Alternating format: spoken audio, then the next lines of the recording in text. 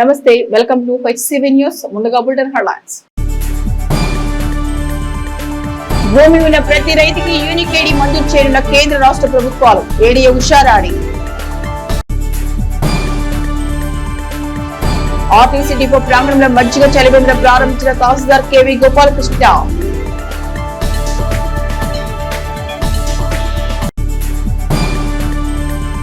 రబీలో రైతు పండించే పంటలకు గిట్టుబాటు ధర లక్ష్యంగా క్షేత్రస్థాయి పరిశీలనలో రాష్ట్ర వ్యవసాయ మార్కెటింగ్ శాఖ సంచాలకులు విజయ సునీత.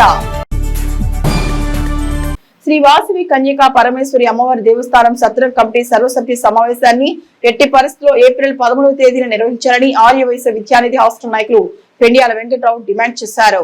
స్థానిక గంగానమ్మపేటలోని ఆర్యవైశ్య విద్యానిధి హాస్టల్ ప్రాంగణంలోని కార్యాలయంలో మంగళవారం ఏర్పాటు చేసిన మీడియా సమావేశంలో పెండెల వెంకట్రావు మాట్లాడుతూ శ్రీ వాసవి కన్యకా పరమేశ్వరి అమ్మవారి దేవస్థానం సత్రం కమిటీ చైర్మన్ బాధ్యతలను 2004లో నూకల వేణుగోపాలరావుకు తాను అప్పగించానని చెప్పారు. అప్పటి నుండి సత్రం కమిటీ చైర్మన్ గా వ్యవహరిస్తున్న నూకల వేణుగోపాలరావు కమిటీ సర్వసభ్య సమావేశాల్లో సభ్యులకు ఏ విధమైన గౌరవం ఇచ్చేవారు కాదని ఆరోపించారు.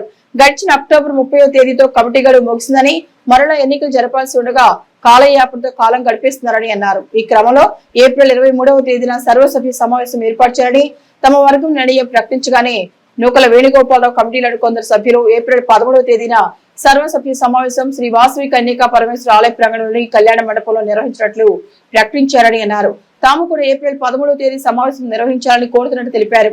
ఆ రోజున వారు ప్రకటించిన విధంగా సమావేశం నిర్వహించుకుంటే తమ ఆధ్వర్యంలో సమావేశాన్ని నిర్వహిస్తామని, సభ్యులందరూ ఇది గమనించి ఏప్రిల్ 13న జరిగే సమావేశానికి విధిగా హాజరు కావాలని కోరారు. మరో సభ్యుడు తాత శ్రీనివాసరావు మాట్లాడుతూ నూకల వేణుగోపాలరావు చైర్మన్ గా ఉన్న కమిటీ హయాంలో ఓ రాజకీయ పార్టీ కార్యాలయంగా ఆలయ ప్రాంగణాన్ని మార్చారని ఆరోపించారు. వైశ్య విద్యానిధి భవనాన్ని అన్యాయంగా కూల్చారని ఆరోపించారు. సర్వసభ్య సమావేశాల ఏర్పాటులో కాలయాపన దేనికని 125 మంది సభ్యులు సంతకాలు చేసి నోటీసు ఇచ్చామన్నారు. దీనిపై దుష్ప్రచారం చేస్తున్నారంటూ ఆరోపణలు వచ్చాయన్నారు. ఆరోపణలు అవాస్తవమన్నారు. ఏప్రిల్ 13వ తేదీన సర్వసభ్య సమావేశం వారు నిర్వహించుకుంటే తమతో కలిసి వచ్చిన సభ్యులతో సమావేశం ఏర్పాటు చేస్తామని తెలిపారు. మీడియా సమావేశంలో పెనుగొండ వెంకటేశ్వరరావు, పెండియాల సుబ్బారావు, వజ్జా శేషగిరిరావు, మల్లేశ్వరరావు తదితర సభ్యులు పాల్గొన్నారు. అయితే ఈసారి మొన్న 30/11/24న వాళ్ళకి టైం అయిపోయింది. ఆ రోజు నుంచి వాళ్ళు ఎన్నికలు పెట్టాలా మేము అడుగుతున్నాం. ఇప్పుడు 2 సార్లు వాయిదా వేశాడు. 2 సార్లు ఎన్నికలని చెప్పడం, వాయిదాలు పడ్డం, అది ఏ కారణం చేతనైనా కూడా వాయిదాలు పడ్డాయి. అయితే ఇప్పుడు కొత్తగా ప్రెసిడెంట్ లేడు, సెక్రటరీ లేడు, ఇన్ఛార్జి సెక్రటరీ కూడా లేడు. వీళ్ళు ఎవరు లేకుండా కమిటీ వాళ్ళు 4 కూర్చొని మేము 13వ తారీఖు పెడతాం, ఏప్రిల్ 13వ తారీఖు జనరల్ బాడీ సమావేశం పెడతాం, అందరు రండి అని చెప్పారు. మేమనేది ఏంటంటే మేము 23వ తారీఖు పెట్టాం. సరే, మీరు గౌరవంగా మీరు 13వ తారీఖు ఏప్రిల్ 13 పెడతానన్నారు కాబట్టి మేము రావడానికి సిద్ధంగా ఉన్నాం. మేము 23 పెట్టిన మీటింగ్ని మేము 13కు మారుస్తున్నాం. మీరు కానీ పెట్టకపోతే మేము ఆ రోజు సభ జరిపి ఎన్నికలు జరుపుకుంటాం. అంటే గతంలో 2 వాయిదాలు పడ్డాయి కాబట్టి రేపు వేణుగారు అనొచ్చు మాకేం సంబంధం లేదు, నాకు తెలీదు, వాళ్ళు ఎవరు చెప్పారో నాకు తెలియదు అనే మాటలు మాట్లాడచ్చు. అందుకని మేము చెప్తున్నాం, మా మీటింగ్ను కూడా 23వ తారీఖు మీరు చెప్పిన టయానికే మేము మీటింగ్ వేస్తున్నాం. మీరు కానీ 13వ తారీఖు మీరు కానీ చేయకపోతే ఆ మీటింగ్ను మేమే జరుపుతాం. అందువల్ల మరి పట్టణంలో ఉన్నటువంటి జీవిత సభ్యులందరూ ఇది గమనించాలి. ఎట్టి పరిస్థితుల్లో 13వ తారీఖు మీటింగ్ జరుగుద్ది. గతంలో మాదిరి వాయిదాలు ఉండవు. కాబట్టి సభ్యులందరూ కూడా సమావేశానికి వచ్చి మరి ఆ సమావేశంలో పాల్గొని సమావేశాన్ని జయప్రదం చేయవలసిందిగా కోరుతున్నాం. మేము మొన్న 4వ తారీఖు నాడు 5వ తారీఖు నాడు మేము కూర్చొని చర్చించుకొని ఇక లేదని చెప్పి మేము ఒక మీటింగ్ పెడదామని 23వ తారీఖున డిసైడ్ చేసుకున్నాం. 16 కానీ 23 అనుకుని 23 డిసైడ్ చేసుకున్నాం. మేము డిసైడ్ చేసుకొని మేము వాట్సాప్ల ద్వారా మెసేజ్లు పంపించిన తర్వాత దేవస్థాన కమిటీ వాళ్ళు ఒక మీటింగ్ పెట్టి ప్రెస్ మీట్ పెట్టి ఇది సంగతిని చెప్పారని చెప్పి మాకు మీడియా ద్వారా తెలిసింది. అది ఎంతవరకు కరెక్ట్గా చేస్తారనేది నమ్మకం లేదు. ఎందుకంటే గతంలో మీ మీడియా ద్వారానే మరి సాక్షాత్తు ప్రెసిడెంట్ అయిన నూకల వెంకట వేణుగోపాలరావు గారు, ఆ పక్కన వరదరాలు గారు, మేము పలానా రోజు మీటింగ్ పెడుతున్నాం, మీరు అందరూ రండి, జయప్రదం చేయండి అని చెప్పారు. దాన్ని వాయిదా వేశారు. పోనీ వాయిదా వేసిన కారణం చెప్పలేదు. సో ఈ రిక్విజేషన్ నోటీస్ ఇచ్చిన తర్వాత 15 రోజుల లోపల సభ్యులకి కనీసం సమాచారం చేరేయాలి. మేము ఎందుకు మీటింగ్ పెడుతున్నాము, మీటింగ్ పెట్టలేకపోతున్నాము, మీటింగ్ ఎందుకు పెడతాము, ఏదైనా సంథింగ్ అని చెప్పాలి. ఏమీ చెప్పకుండా నేను నా పక్కన విశ్వేశ్వరరావు గారు పాపం కాకినాడ నుంచి ఇక్కడ వలస వచ్చాడు. ఆయన ఇక్కడ లోకల్ వాసి కాదు పాపం. మరి ఎన్న దెబ్బ కొట్టిందో తెలియదు, దుష్ప్రచారం చేస్తామని చెప్పి ఒక మాట మాట్లాడాడు.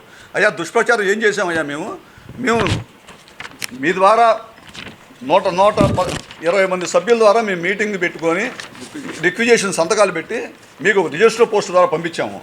పంపించిన తర్వాత మీరు కనీసం జీవిత సభ్యులను అవమానపరిచినట్టేగా. మీకు మాకు కనీసం సమాచారం చెప్పలేదు. మేము వేస్తామా వేయమా పలానా కారణంతో వేయట్లేదని చెప్పేసి. ఇవన్నీ మరి మేము ఏం దుష్ప్రచారం చేసాం బాబు? మీ మీద దేవస్థానం మీద ఏం దుష్ప్రచారం చేసాం మేము? అది తెలిపితే ఆనందపడేవాళ్ళం. ఏమీ లేకుండా పాపం వలస మనిషి కాబట్టి ఏదో వచ్చినట్టు ఏదో నోటికి వచ్చినట్టు మాట్లాడేసి వెళ్ళిపోయాడు, పక్క వెళ్ళిపోయాడు.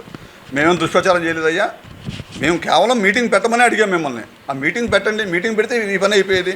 తెనాలి ఐతానగర్ చెందిన ఎన్ఆర్ఐ కుటుంబంలో అమెరికా నార్త్ కరోలినాలో సంభవించిన తుఫాను కారణంగా విషాదం చోటు చేసుకుంది. స్థానిక ఐతానగర్ చెందిన దివంగత దైవ సేవకులు గడ్డం థామస్ కుమార్తె షారూన్ సదానియులకు అమెరికాకు చెందిన సదాని లివిస్కతో 2007లో వివాహం జరిగింది. వీరు అమెరికాలో స్థిరపడ్డారు. వీరికి 2 కుమారులు 1 కుమార్తె ఉన్నారు. ఇటీవల ఏర్పడ్డ తుఫాను కారణంగా భారీ వృక్షం కూలి ఇంటిపై పడడంతో ఇంటి లోపల నిద్రిస్తున్న 2 కుమారులు మృత్యువాత పడ్డారు. అనుకోని ప్రమాదం కారణంగా ఆ ఇంట విషాదం చోటు చేసుకుంది. కొలిచిన వారికి కొంగు బంగారమై, దర్శించిన వారికి జన్మధన్యమనే తీరుగా శ్రీ లక్ష్మీ తిరుపతమ్మ గోపయ్య స్వామి వారి తిరునాళ్ల ఉత్సవాలు మంగళవారం పొంగళ్ల నివేదనతో ప్రారంభమయ్యాయి. స్థానిక నాజర్పేట మేడ్శెట్టి వారి వీధిలో వేంచేసి ఉన్న శ్రీ గోపయ్య స్వామి లక్ష్మీ తిరుపతమ్మ ఆలయంలో 38వ వార్షిక తిరునాళ్ల మహోత్సవాలను మహిళా భక్తులు పొంగళ్ల తయారీతో ప్రారంభించారు. తిరునాళ్ల ప్రారంభ కార్యక్రమంలో ఆత్మీయ అతిథిగా పాల్గొన్న రాష్ట్ర తెలుగుదేశం పార్టీ వాణిజ్య విభాగం నాయకులు ఈదర వెంకట పూర్ణచంద్ర మాట్లాడుతూ గత 38 సంవత్సరాలుగా శ్రీ లక్ష్మీ తిరుపతమ్మ గోపయ్య స్వామి వారి సేవలు తరిస్తూ ప్రతి సంవత్సరం తిరునాళ్ల ఉత్సవాన్ని ఘనంగా నిర్వహించడంలో మునగా మహేష్ నరసింహ సోదరులు విశేష కృషి చేయడం అభినందనీయమన్నారు. అమ్మవారి ఆశీస్సులు ఆ కుటుంబాలకు ఎల్లవేళలా లభించాలని ఆకాంక్షించారు. అనంతరం అమ్మవారికి పొంగళ్లు నివేదన చేశారు. ఈ నెల 22వ తేదీ శనివారం వరకు తిరునాళ్ల ఉత్సవాలు విశేషంగా నిర్వహించినట్టు తెలిపారు. కార్యక్రమంలో ప్రముఖ న్యాయవాది శ్రీరామ్ సుభాష్ బాబు, అనంత మోహన్, దర్శి అనంత మోహన్, సురేష్, దుర్గా, కిషోర్, రంగా తదితరులు పాల్గొనగా మునగా మహేష్, వెంకటేశ్వరమ, మునగా నరసింహ, మౌలిక, మునగా సాంబులు, లక్ష్మి తదితర కుటుంబ సభ్యులు ఉత్సవ కార్యక్రమాలను పర్యవేక్షించారు. 5 రోజులు ఈ తిరునాళ్ళు రోజుకొక పండుగ చేసుకుంటూ 22వ తారీఖు ప్రభలతో అంగరంగంగా ఆ రోజు ఊరేగింపులు, పసుపు బళ్ళు, పేరకలపూడి నుంచి ఈసారి పసుపు బళ్ళు ప్రభలు రావటం చాలా ఇష్టంతో కూడిన విధానం. ఈ నూతన విధానంలో ఈ గుడి దగ్గర కరెంటు ప్రభలు ఏర్పాటు చేయటంలో కూడా వారు ఈసారి సన్నిగ్ధం అవుతున్నారు. ఇటువంటి పూజలు చేస్తున్న మునగ మహేష్ నరసింహ కుటుంబానికి ఆ తల్లి ఆయురారోగ్యాలు, సుఖ సంతోషాలు, అష్టైశ్వర్యాలు కల్పించాలని, రైతు పండించిన రబీ పంటలకు ప్రభుత్వం ప్రకటించిన గిట్టుబాటు ధరలు లభించే కార్యాచరణపై వ్యవసాయ మార్కెటింగ్ శాఖ సంచాలకులు ఎం విజయ సునీత దృష్టి సారించారు. తెనాలి కొల్లిపర మండలాల పరిధిలో రబీ సాగు చేస్తున్న పొలాలను వ్యవసాయ మార్కెటింగ్ శాఖ సంచాలకులు ఎం విజయ సునీత క్షేత్రస్థాయిలో పరిశీలించి రైతుల నుండి తగు సమాచారం సేకరించారు. పెసర, తెల్లజొన్న, మొక్కజొన్న పంటలను సాగు చేస్తున్న రైతులు ప్రస్తుతం బహిరంగ మార్కెట్ లో రైతుల వద్ద నుండి కొనుగోలు చేస్తున్న ధరల గురించి తెలుసుకున్నారు. సరైన గిట్టుబాటు ధర లభించడం లేదన్న విషయాన్ని గుర్తించారు. మార్కెట్ ద్వారా పెసర కొనుగోలు కేంద్రాలు ఏర్పాటు చేయాలన్న సూచనను మార్కెట్ జిల్లా అధికారి హరగోపాల్ దృష్టికి తీసుకెళ్లారు. అదేవిధంగా తెల్లజొన్న, మొక్కజొన్న క్వింటాల్ 2250 వరకు, పసుపు క్వింటాల్ కు 8000 నుండి 11,000 వరకు బయట మార్కెట్ లో రైతుల నుండి కొంటున్నారని, పసుపు 12,000కు కొంటేనే గిట్టుబాటు ఉంటుందని రైతుల అధికారులకు తెలిపారు. ఈ కార్యక్రమంలో ప్రాంతీయ సంయుక్త సంచాలకులు కాకుమన్ శ్రీనివాసరావు, సహాయ మార్కెటింగ్ సంచాలకులు B Rajababu, Tenali Duggirala market committee కార్యదర్శి కె కృష్ణారావు, మార్కెట్ జిల్లా మేనేజర్ హరిగోపాల్ తదితరులు పాల్గొన్నారు. వేసవి ఎండ తీవ్రతను దృష్టిలో ఉంచుకుని ఆర్టీసీ సిబ్బందికి మజ్జిగ పంపిణీ కార్యక్రమం చేపట్టిన ఆర్టీసీ డిఎం రాజశేఖర్. వేసవి ఎండ తీవ్రత వల్ల ఆర్టీసీ సిబ్బంది ఇబ్బంది పడకూడదన్న లక్ష్యంతో మంగళవారం ఆర్టీసీ డిపో ప్రాంగణంలో ఏర్పాటు చేసిన మజ్జిగ చలివేంద్రాన్ని తహసీల్దార్ కేవీ గోపాలకృష్ణ ఆత్మీయ అతిథిగా పాల్గొని ప్రారంభించారు.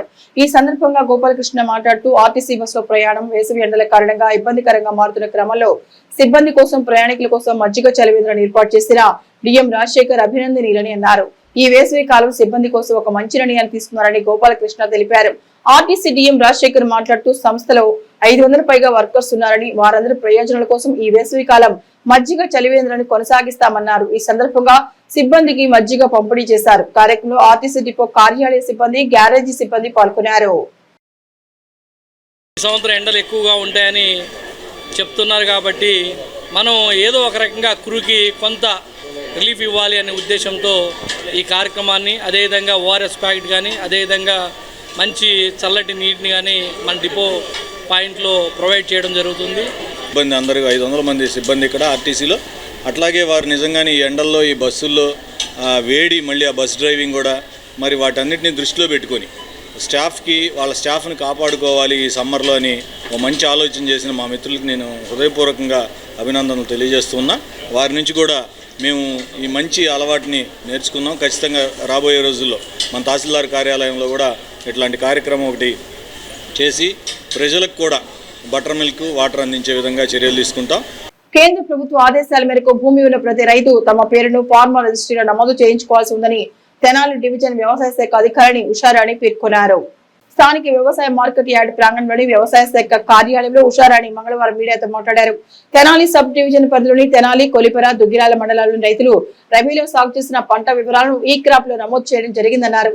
తెనాలి మండలంలో 15,098 ఎకరాలు, కొల్లిపర మండలంలో 13,000 ఎకరాలు, దుగ్గిరాల మండలంలో 20,000 ఎకరాలు పంట వివరాలను నమోదు చేశామన్నారు. అదేవిధంగా పౌరుడికి ఆధార్ కార్డు ఉన్న తీరుగా సొంత భూమి ఉన్న ప్రతినిధికి యూనిక్ ఐడి ఇచ్చే విధంగా కేంద్ర ప్రభుత్వ ఆదేశాల మేరకు భూమి ఉన్న రైతుల వివరాలు సర్వే చేస్తున్నామన్నారు. తెనాలి మండలంలో 6,600 మంది భూమి ఉన్న రైతులు, కొల్లిపర మండలంలో 6,500 మంది రైతులు, దుగ్గిరాల మండలంలో 7,400 మంది రైతులకు సొంత భూములు ఉన్నట్లుగా ఫార్మర్ రిజిస్టర్లో గుర్తించామన్నారు. సొంత భూమిలో ఉన్న రైతులు ఇంకా ఎవరైనా ఉంటే తమ సమీపంలోని రైతు సేవా కేంద్రాల ఫార్మసీ నందు నమోదు చేయించుకోవాలని ఏడీఏ ఉషారాణి రైతులను కోరారు. అలాగే 6,500 మంది రైతులకి కొల్లిపర మండలంలో ఫార్మర్ రిజిస్ట్రేషన్స్ కంప్లీట్ అయింది. దుగ్గిరాల మండలానికి వచ్చేటప్పటికి 7,400 మంది రైతులకి మనము ఈ ఫార్మర్ రిజిస్ట్రీ అనేది కంప్లీట్ చేశాము.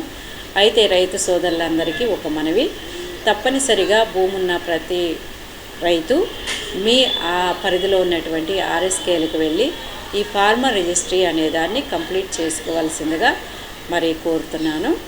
అలాగే మరి హార్వెస్టింగ్స్కి అంటే పంటల కోతల దగ్గరికి వచ్చేటప్పటికి ఆల్రెడీ దుగ్గిరాల మండలంలో మినుము, పెసర హార్వెస్టింగ్స్ కంప్లీట్ అయిపోయినాయి. అలాగే మనకి జొన్న 3 మండలాల్లో కూడా దుగ్గిరాల, కొల్లిపర, తెనాల్లో జొన్న పంట యొక్క మరి కోతలు ప్రారంభించారు. మొక్కజొన్న వచ్చేటప్పటికి ఈ నెలాఖరికి కోతలు ప్రారంభిస్తారు. కనుక రైతు సోదరులందరూ మరి మీ పరిధిలో ఉన్నటువంటి మరి కంబైన్డ్ హార్వెస్టర్స్ అనేవి కానీ రకరకాల పద్ధతుల ద్వారా మీరు పంటల్ని హార్వెస్ట్ చేసి మరి మంచి దిగుబడి తీసుకోవాలని కోరుకుంటూ మీ అందరికీ నా ధన్యవాదాలు తెలుపు. ఇక బులెటిన్ ముగించే ముందు హెడ్లైన్స్ మరొకసారి. భూమి ఉన్న ప్రతి రైతుకి యూనిక్ ఐడి మంజూరు చేయనున్న కేంద్ర రాష్ట్ర ప్రభుత్వాలు, ఏడీఏ ఉషారాణి. ఆర్టీసీ డిపో ప్రాంగణంలో మజ్జిగ చలివేంద్ర ప్రారంభించిన తహసీల్దార్ కేవీ గోపాలకృష్ణ.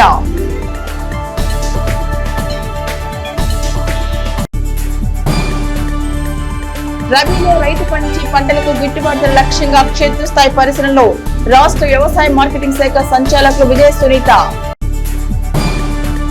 ఇవి హెచ్సివి న్యూస్ బులెటిన్ సెషన్. నమస్తే.